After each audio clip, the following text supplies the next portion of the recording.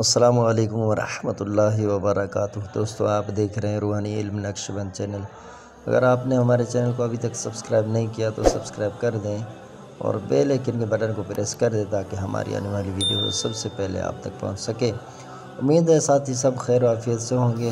دعا گو ہیں ساتھیوں کے لیے اللہ تعالیٰ آپ کو عملیات کی دنیا میں کامیابی و کامرانی نصیب فرمائے۔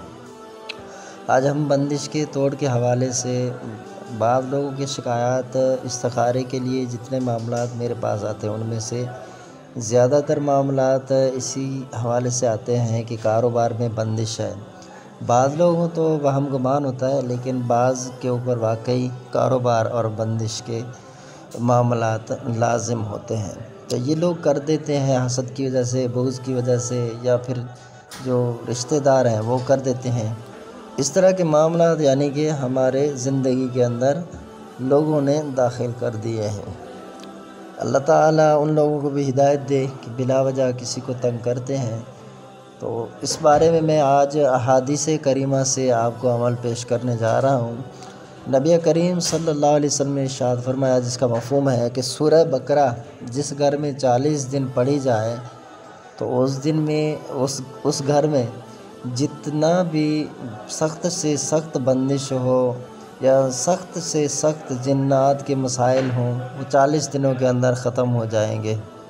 اسی طرح یا یہ نہیں کر سکتے تو آپ نے یہ بھی کر سکتے ہیں کہ یہ بھی تجربہ ہے کہ 40 دن کسی سورہ بقرہ پڑھوا لیں۔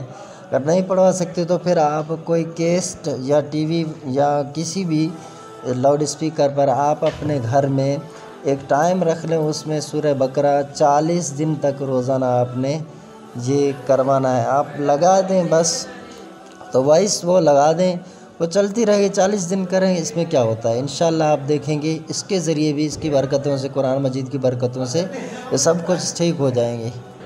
اگر یہ بھی نہ ہو سکے تو پھر حدیث پاک میں ہے کہ آقا صلی اللہ علیہ وسلم نے فرمایا، جس کا مفہوم ہے کہ سورہ بقرہ کی آخری 2 آیتیں ان کو آپ یاد کر لیں، ان کو رات کے وقت روزانہ اپنے گھر میں تلاوت کریں۔ جادو ہو، جنات ہو، جتنا سخت سے سخت بندش ہو، انشاءاللہ عز و جل آپ دیکھیں گے وہ خاک میں مل جائے گا، آپ کا کاروبار ہنستا بستا شروع ہو جائے گا۔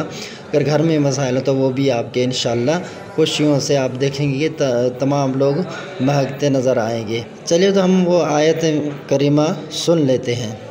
آمن الرسول بما أنزل إليه من ربه والمؤمنون كل آمن بالله وملائكته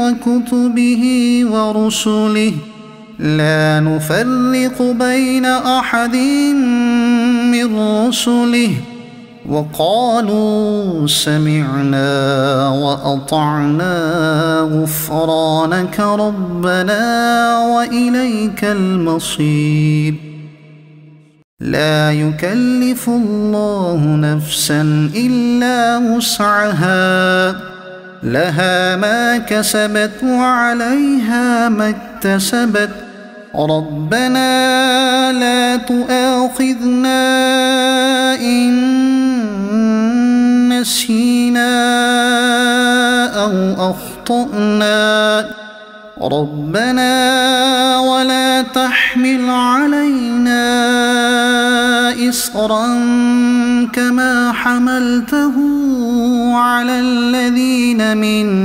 قبلنا ربنا ولا تحملنا ما لا طاقة لنا به واعف عنا واغفر لنا